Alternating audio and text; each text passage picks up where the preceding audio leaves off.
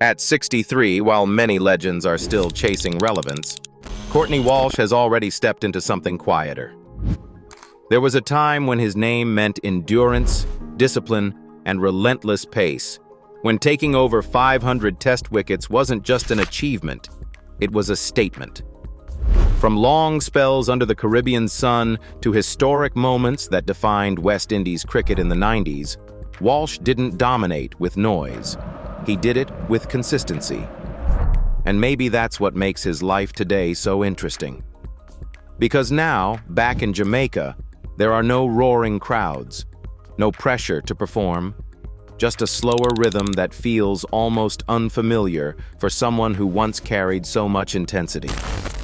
So how did a young boy from Kingston grow into one of the greatest fast bowlers in cricket history, before choosing a life this quiet? He was born in Kingston in 1962, growing up in Halfway Tree, where cricket wasn't just played, it was part of daily rhythm. Like many West Indies greats, his journey started at the Melbourne Cricket Club. But even early on, there was something different about him. In 1979, still a schoolboy, he took 10 wickets in a single innings. One of those performances that makes people pause. Not because it's flashy, but because it feels inevitable. At that point, life could have gone another way. He was studying accounting and commerce at Excelsior High School, building a path that looked stable, predictable. But cricket kept pulling him back.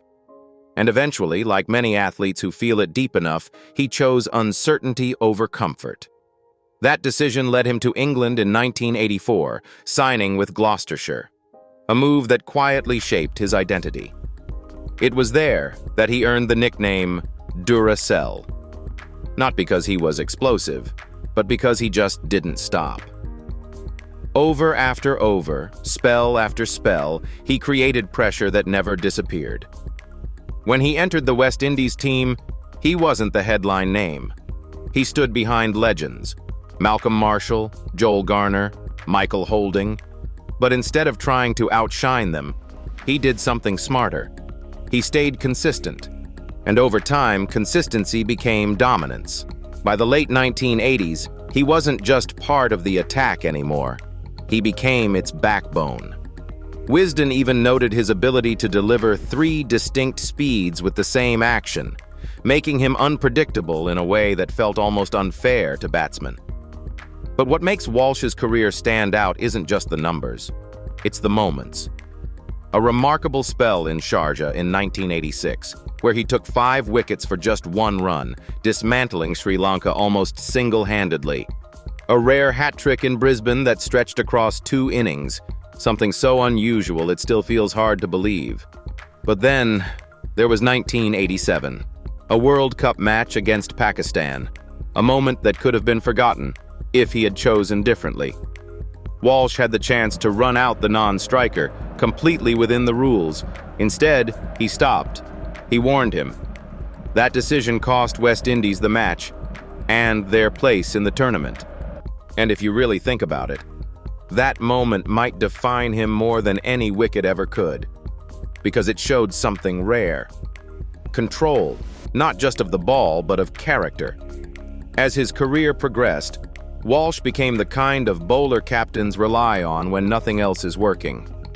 The one who keeps going, the one who doesn't fade, the workhorse who never lets batsmen settle.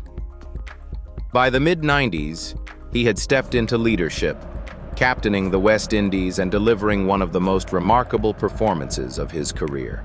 13 wickets in a single test match in New Zealand. Later, he reflected on that moment simply. That's something I'll never forget and will always remember. And then my last test series in England, when I played quite well with the ball and got my name on the honor roll at Lord's with 5 wickets. Those are some moments I will always cherish and remember. No exaggeration. No need to prove anything. Just truth. Then came the milestones that placed him in history. In 2000, he broke Kapil Dev's record to become the highest wicket-taker in Test cricket. In 2001, he became the first bowler ever to reach 500 Test wickets. And when he took his final wicket, number 519 at Sabina Park, It didn't feel like a typical ending. According to ESPN Cricinfo, fans around the world weren't just watching a player retire, they were saying goodbye to a legend who had defined an era.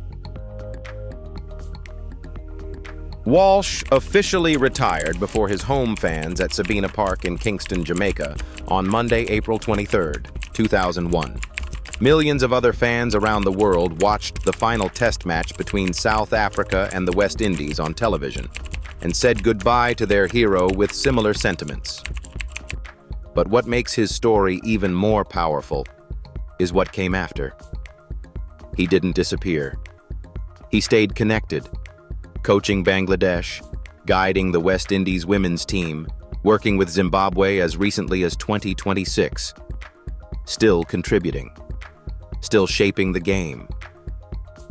And when you look at a life built like that, steady, disciplined, and quietly powerful, you can't help but wonder, after carrying that kind of responsibility for so long, what kind of place does a man like Courtney Walsh finally choose to call home?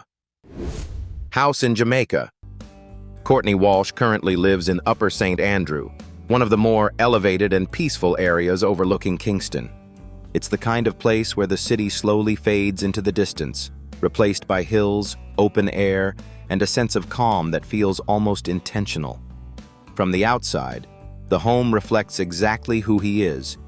Not extravagant, not attention-seeking, just solid. There are no house tours, no curated glimpses into the interior, no attempts to turn his private space into public content. And in today's world, that says a lot. Because for someone who spent decades in the spotlight, choosing to keep his home unseen feels less like secrecy and more like clarity. What you do notice, though, is the environment. The sloping driveway leading up to the house, the wide, open views stretching across the hills, the kind of fresh air that makes everything feel a little slower, a little more grounded. And maybe that's the point. It feels like a place built not for showing, but for recovering, not for performance, but for peace. When you look at it that way, it makes you wonder, if a man who achieved so much chooses to live this simply, then what do the numbers behind that life really look like? Net worth. And when it comes to money, Courtney Walsh's story becomes surprisingly quiet, almost like the rest of his life. For someone who took 519 test wickets and once held the world record, you might expect clear numbers, headlines, or bold estimates. But as of March 2026, there is no verified public net worth figure attached to Courtney Walsh. And maybe that says more than any number ever could, because his career was built in a very different era. Between 1984 and 2001, Walsh played 132 test matches and 205 OD is for the West Indies, years when cricket wasn't yet driven by massive contracts or franchise leagues like today. Players from that time, even at the highest level, earned modest salaries compared to modern standards. No public records detail his match fees, bonuses, or county earnings from Gloucestershire. But one thing is clear. It wasn't a career built on quick wealth. It was built on longevity, on showing up again and again, until the numbers added up on their own. And then came life after cricket. Unlike many athletes who disappear, Walsh stayed connected to the game, just in a different role. He moved into coaching, taking on positions that reflect both experience and trust. From working with Bangladesh's men's team in 2016 to becoming head coach of the West Indies women's team in 2020, and later contributing as a consultant for Zimbabwe ahead of the 2026 T20 World Cup. No reported salaries, no contract figures, just continued involvement. And that pattern repeats itself across his life. Even his business venture, Cuddy's, a sports bar in Kingston, exists without public financial data.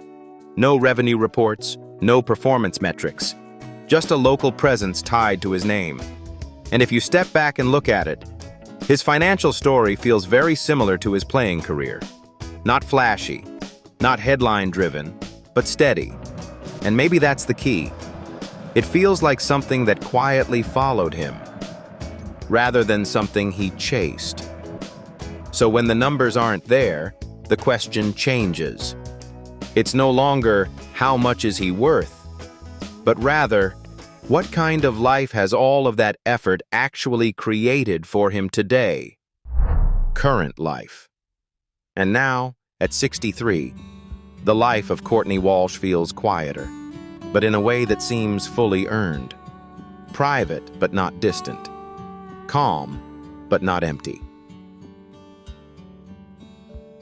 In 2019, he married his longtime partner, Anique Goodwin, in a ceremony that reflected exactly who he is: personal, meaningful, and surrounded by people who truly mattered. Held in Antigua, the wedding brought together close family and a few familiar names from cricket: Sir Curtly Ambrose, Sir Vivian Richards, Brian Lara. Not as a spectacle, but as a gathering of people who shared a journey. And that says a lot, because for someone who spent years performing in front of thousands, this chapter of his life is no longer about being seen, it's about being present. He is also a father, something he speaks about with a quiet sense of pride. His son, Courtney Walsh Jr., once dreamed of following in his footsteps. But Walsh never pushed him into that shadow. In fact, he once joked that his son throws the ball into the net, but really hits the ball out on the field. It's a small detail, but it reveals something deeper. He understands what it means to carry expectations, and he chose not to pass that weight on. And maybe that's why his focus today has shifted beyond himself. Back in 2009, he founded the Courtney Walsh Foundation, something he once described as a dream come true, a project that had been in his mind during his playing days, but only truly came to life after retirement. And when you look at what the foundation does, it's clear this isn't just charity. It's purpose. Through programs like Street 20 Cricket, he brings the game into inner-city communities, making it accessible, fast, and engaging for young people who might not otherwise have the opportunity. Through disability cricket initiatives, he opens the sport to those often left out, supporting visually impaired players, wheelchair users, and others who rarely get a platform. It's not about producing stars. It's about giving people a chance, and that difference matters. The foundation has also worked alongside international partners, including the UK government and the MCC, supporting projects focused on youth development and even rehabilitation programs like Cricket for Change. Over the years, it has grown quietly, supported by funding, partnerships, and people who believe in what it stands for. But what stands out most is that Walsh is still personally involved, not just in name, but in presence. Because even now, after everything he has achieved, he continues to show up, not for recognition, but for impact. And when you look at his life today, it doesn't feel like a retirement story. It feels like a transition, from performance to purpose. And maybe that's the kind of ending most people never see coming. In the end, Courtney Walsh's story isn't just about records or milestones. So what do you think? Has Courtney Walsh truly found his peace? Or is this just another chapter of a man who never really stops? Share your thoughts below, and thank you for staying with us. We'll see you in the next story.